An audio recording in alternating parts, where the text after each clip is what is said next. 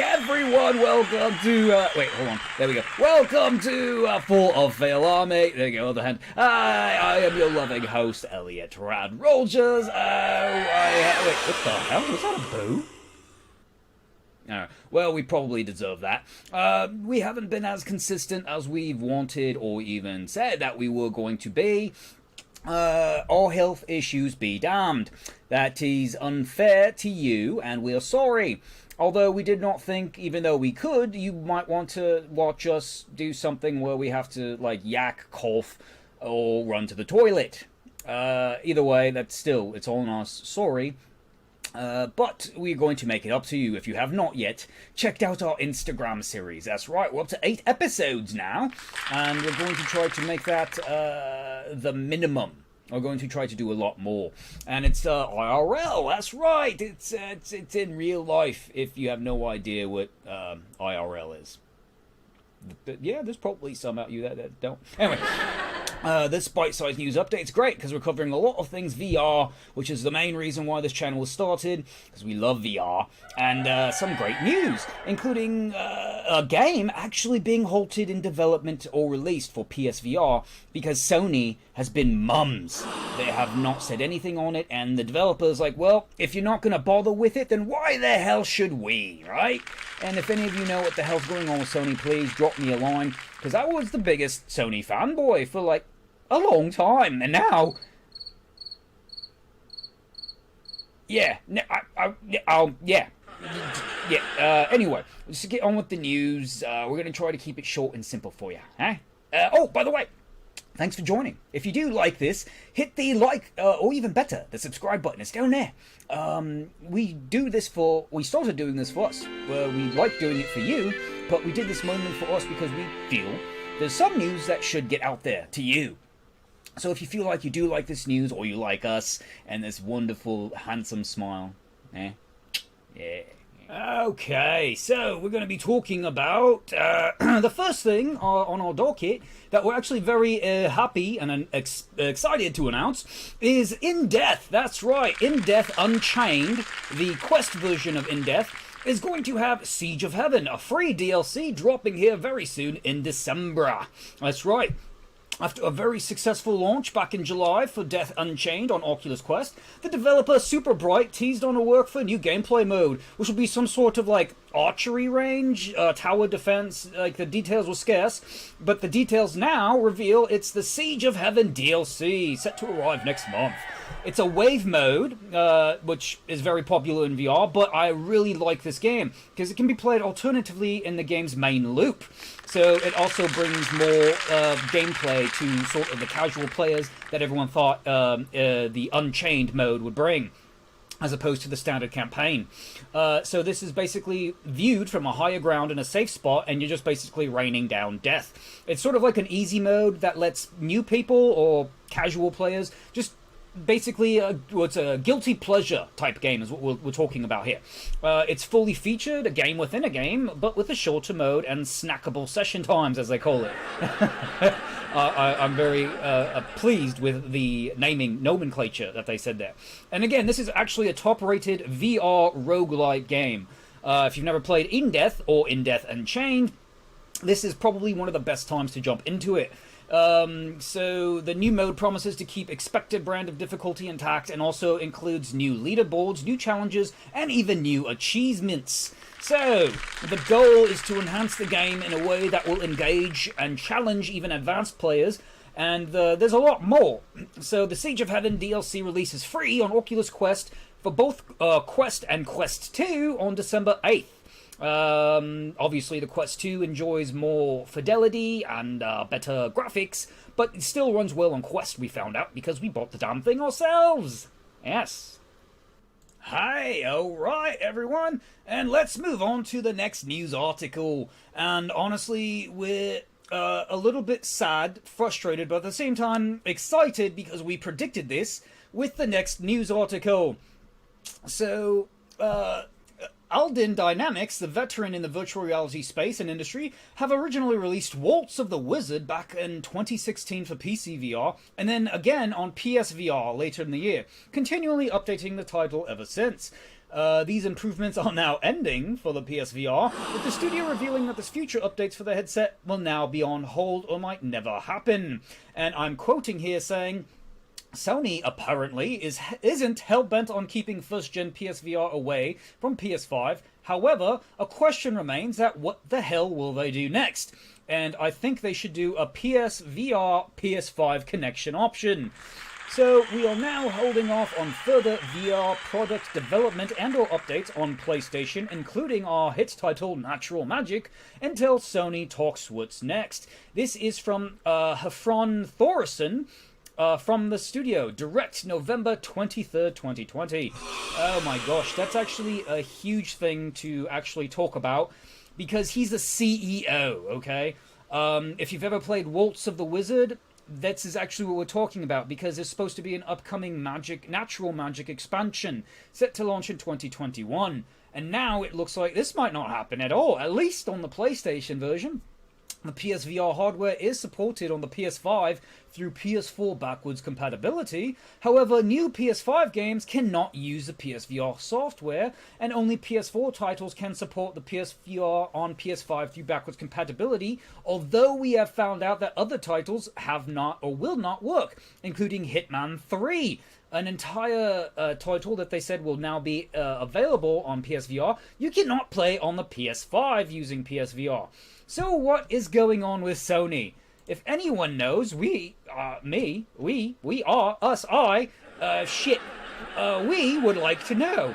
This is increasingly disappointing to see Sony just drop the ball or not give a damn, much like we saw with the Vita and then the PSP. It just seems like any ancillary or other platform other than PlayStation, they're just like, meh, and will not give a damn about after like a year or two of support. And with them actually leading VR sales for quite a while there, it's actually even more damning and critical to see that they have been mum on everything and anything. And then when other developers are saying, well, if you don't care, why the hell should we care? I 100% fully support that. And I also want to add in my 2 cents of what the hell is going on, Sony? What are you doing? Do you care? Do you even care anymore? Seriously. Okay, and the next item that we're going to talk about, we're actually looking forward to. It's called FrostpointVR Proving Grounds, and it's set to release on PC VR December 1st. That's actually quite soon. Third Verse and inXile Entertainment today announced that FrostpointVR Proving Grounds, the upcoming team-based multiplayer shooter, is officially launching on PC VR headsets next month. Since next month is right around the corner, we actually mean like about a week and a half, maybe 2, depending on, you know, what time zone you're in, whether or not there's a leap year, and whether or not you're like in a coma. Frostpoint VR brings its 10 versus 10 player shooting action to Steam and the Oculus PC Store December 1st, which includes support for the Rift, HTC Vive, Valve Index, and Windows VR mixed headsets. The game includes point capture mode called Conquest and Team Deathmatch at first, and of course you'll find the game's expansive maps are peppered with the biomechanical reclaimers for some PvE chaos. That's right. So last month there was a hands-on period where some developers got to try it out, and at the time it was basically still lacking somewhat optimization for min-spec machines. It still had really good, solid, to-the-bones core gameplay, and hopefully now that it's been several weeks later, it's even better refined. There might have been some early reservations because, of course, not everything was in place, but you can't get mad at that, because if you're really judging on a game at its current state and not finished state, actually no, because sometimes games that are even in its current state very close to release might still be crap, so never mind what we're saying. But there's no telling. However, there was basically a scheme in the beta to where it was like play to own, where if you tested it enough times during the week, you got to keep it. And I'm pretty sure that was their hardcore method of getting outsourced testers, and hopefully overcome the player pool stumbling block that many multiplayer-owned VR titles have faced in the past. Also, just so that you know, to celebrate the launch, Third Verse and In Exile are also throwing a competition starting December 1st, where you will be able to compete in a multi-week long leaderboard challenge event. The top 5 winners will get a load of prizes, including RTX 3080 and Oculus Quest 2, Amazon gift cards, and of course Frostpoint VR merch, and more than likely the title itself. That's great news coming from a well-established, as we feel, developer who's made some great things in the past. So we're looking forward to this. We did get accepted into the beta, but we did not play it as we started to come down with shite. Okay, so the next thing we're going to talk about is Sword of Gargantua. That's right, the 2019 VR sword fighting action game from the Third Verse, previously launched on Steam VR headsets and Oculus Quest, making this it's making its way to PSVR. And of course, there have been multiple delays. The roguelite adventure is officially, again announced officially, slated to release on PSVR December 8th, 2020. We are not holding our breaths. At launch, Swords of Gargantua for PSVR will be available globally in both English and Japanese, priced at 30 ducats Americano. Third Verse says crossplay will not be available between PSVR and the game's other platforms, which is sad because PC VR allows Steam, Vive Pro, Oculus Rift, and Oculus Quest cross-compatibility. Hello, and one of the last things that we would like to talk to you about is Aspire 1 VR Operative. That's right. So far, after its launch, it has earned over $3 million in revenue for its first year, which is quite impressive. As you remember, Aspire 1 VR Operative launched in 2019 across all major VR headsets, bringing a mix of high-flying acrobatics and stealth combat on the table. Now, the developer Digital Load says Aspire 1 has generated over $3 million in revenue since its November 2019 launch. So this is actually good news because a lot of people didn't think this would do well, and that Panther VR, from the same people who developed this, might not be so good. Well, here you go. Here's $3 million to wipe in their face. While revenue reports around the industry aren't usual in sight, they have been not shy in, showing that they have benefited greatly from its simultaneous release on Steam VR headsets, PSVR, and Oculus Quest. And of course, as you can imagine, the PSVR being the lowest there, thanks to the PS5, and now no word of support on PSVR 2, if at all. Launched on November 22nd, 2019, Digital Load and publisher Tripwire Interactive, the wonderful makers of Killing Floor, say that the game continues to remain popular in the VR space as a top-selling title on the Oculus Store and one of the few VR titles to earn over $3 million in revenue. Taking on the role of a futuristic drone operator, you slink around avoiding security cameras a la Metal Gear Solid style by, defusing trip mines, gank plenty of faceless baddies that get in your way, and yes, we already called out that mention of Metal Gear VR. To celebrate this one-year launch anniversary, Digital Load has released an anniversary update on the Quest and Quest 2 versions of the game, which I feel is kind of bollocks, but okay, obviously they probably got some incentive there from Facebook to do that.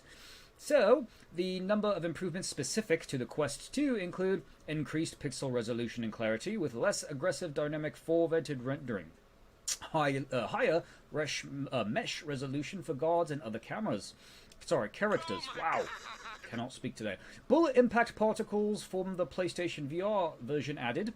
They added ricocheting bullets for players and guards, unique bullet impact sound effects, color graded and optimized for the Quest 2 LCD, and of course enhanced audio.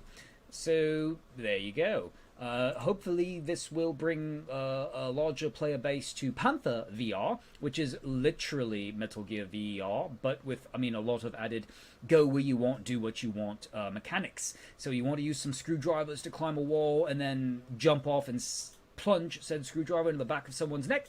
You can do that. So thank you, Digital Load. Well done there. Well, we wanted to say thank you for tuning in to this week's episode, this day. Hopefully, it won't be a week episode of Full of Fail Army bite-sized news update. Yes, thank you. If you like what you see, or you like the news, or you just like me, tiddly-dee. Go ahead and hit the like and especially the subscribe button right down there. It's in red. You can't miss it. And if you do miss it,